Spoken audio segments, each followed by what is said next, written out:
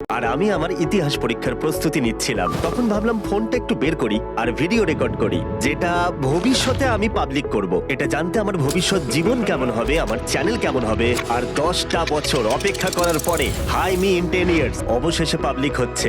আর আমি ওই ভিডিওটারই রিয়াকশন দেব যেটা এখন তোমরা দেখতে চলেছো।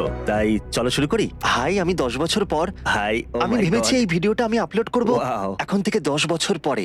আর তাই আপনারা এই ভিডিওটা দেখতে পাবেন 2025-এ। ও মাই গড, এখন 2015 সাল।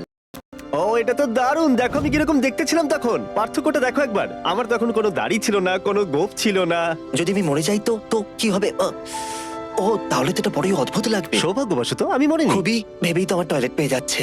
যাই হোক, চলো দেখা যাক যে যদি আমার মিলিয়ন সাবস্ক্রাইবার না হয় যখন আপনারা ভিডিওটা দেখছেন, তাহলে আমি ভাববো আমার জীবন শেষ হয়ে গেছে। বলতে গেলে আমার কাছে প্রচুর চ্যানেল আছে যার সাবস্ক্রাইবার মিলিয়ন। আর পুরনো জিমিকে আরো ভালো করে শুনতে শুরু করার আগে, যেখানে 17 বছরের আগের জিমি এখানে কথা বলছে, মানে বলছি যে তখনকার অনুভূতির কথা ভেবে আমি বোঝানোর চেষ্টা করব 17 বছরের ছেলের মনে তখন কি চলছিল। তখন আমাদের কাছে এত টাকা ছিল না, মানে ওই আমি ছিলাম তখন একটা মধ্যবিত্ত পরিবারের সন্তান। আর 2008 সালে আমরা প্রায় ব্যাংক্রাফট হয়ে গেছিলাম। তাই আমরা তখন সব হারিয়েছিলাম, মানে আমার বাবা মা অ্যাকচুয়ালি তখন ব্যাংক্রাফট হয়ে গেছিল। আর বছরের পর বছর, বছরের পর বছর, বছরের পর বছর প্রচুর কষ্ট করেছিলাম, কিন্তু কেউ ভিডিও দেখতো না। আমার স্কুলের সবাই, আমার চারপাশের সবাই বলতো, জিমি তুমি ইউটিউবার হতে পারবে না, তুমি অবাস্তব স্বপ্ন দেখছো, তুমি একটা মরিচিকার পিছনে দৌড়চ্ছ, তোমাকে আসলে ফোকাস করতে হবে সেই সমস্ত জিনিসের উপর যেগুলোতে তুমি উন্নতি করবে। আর এদের কথা শুনে তখন আমার সত্যিই মনে হচ্ছিল আমি কি আমার জীবনটাকে নষ্ট করে ফেলছি, আমি কি ব্যর্থ হব, আমি কি আমার ঘর বাড়ি হারিয়ে ফেলবো, এসব কি কাজ করবে। তোমরা জানো আমার মায়ের বেশি টাকা ছিল না, আমিও চাইছিলাম না তার উপরে বেশি প্রেশার দিতে, আমি তার পাশে দাঁড়াতে চেয়েছিলাম। আর এই সমস্ত চিন্তা ভাবনা তখন আমার মাথায় যেন একটা ঝড় তুলে দিচ্ছিল যে এরপরে কি হতে চলেছে। আর এখন 10 বছর পরের জিমির মানসিকতা তোমরা দেখছো। যাই হোক, চলো এই ভিডিওটা এখন দেখা যাক।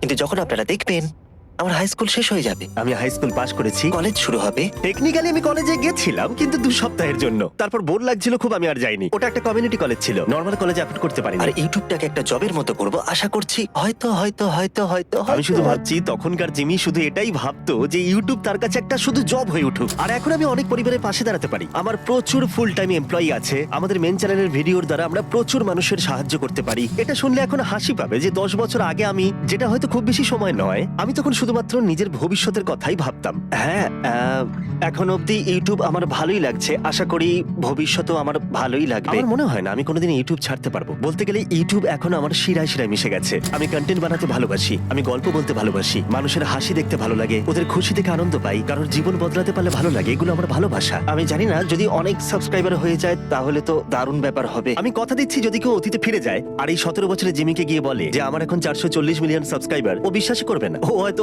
হেসেই উড়িয়ে দেবে, তাই না? কারণ তখন আমি ভাবতাম পৃথিবীর সব থেকে বড় ইউটিউব চ্যানেলের সাবস্ক্রাইবার 10 মিলিয়ন হবে। আমার স্পষ্ট মনে আছে স্মশের তখন সাবস্ক্রাইবার 10 মিলিয়ন হয়েছিল, যেটা আমার কাছে তখন কল্পনার বাইরে ছিল। যেন এটা তো একটা বিশাল সংখ্যা। আমার মনে আছে পিউডিপাই যখন 10 মিলিয়নে পৌঁছালো, আমার সবকিছুই মনে আছে। ওটাই যেন সব থেকে বড় লক্ষ্য ছিল, মানে ওদের 10 মিলিয়ন হয়ে গেছে, ওরা গেমটা জিতে গেছে, এর থেকে বড় আর কি হতে পারে।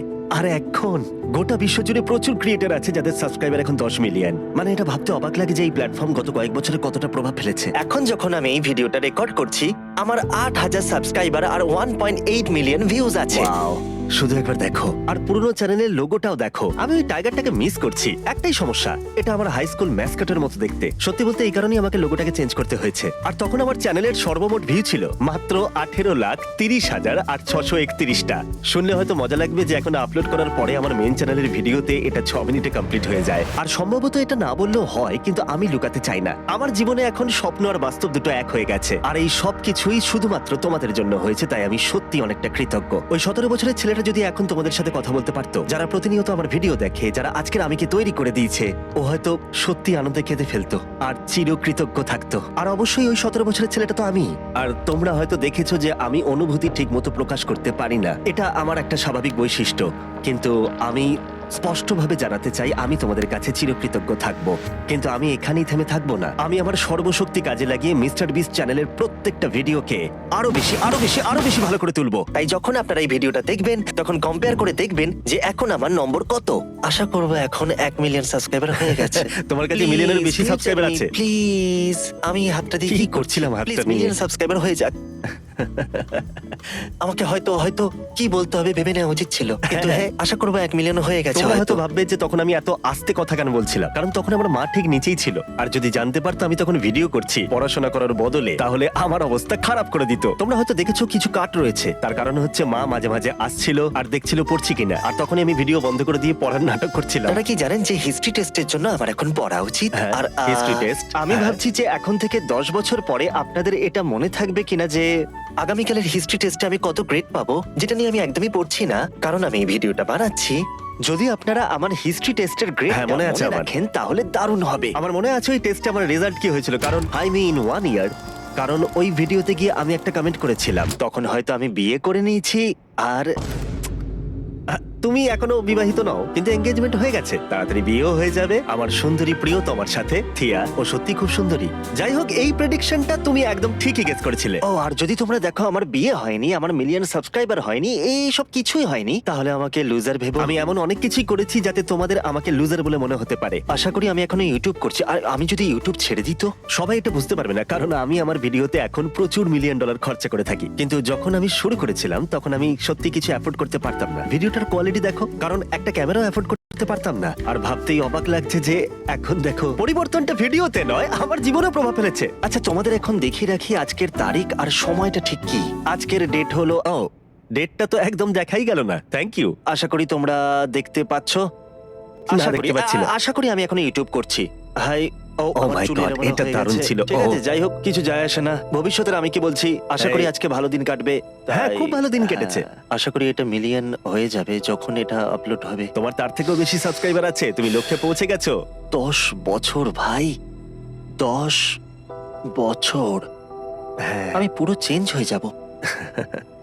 সত্যি হ্যাঁ, আমি তা অনেকটাই হয়েছো। চেঞ্জ হয়ে যাব। তুমি চেঞ্জ হয়েছো, কিন্তু অতটাও নয়। মানে তখন আমি ভালোবাসতাম স্ট্র্যাটেজি গেম, বোর্ড গেম, অবশ্যই ইউটিউব ভালোবাসতাম। অবশ্যই অনেক পার্থক্য থাকবে 17 বছরের পুরনো আমি যাকে তোমরা এখন দেখছো আর এখনকার আমির মধ্যে। যেটা সম্ভবত বেশি ছিল কনফিডেন্সে, আমার সাবকনসিয়াস তখন বেশি স্ট্রং ছিল। মজার কথা হলো আমি ছোটবেলা থেকেই ইউটিউবকে ভালোবেসে ফেলেছিলাম, যেটা নিয়ে আমি অনেক কথা মাঝে মাঝে বলিও। আর একবার স্কুলের একজন সিনিয়র আমাকে এসে বলেছিল, তুমি শুধু ইউটিউব নিয়ে কথা বলে যাও, এতে কিছুই হবে না।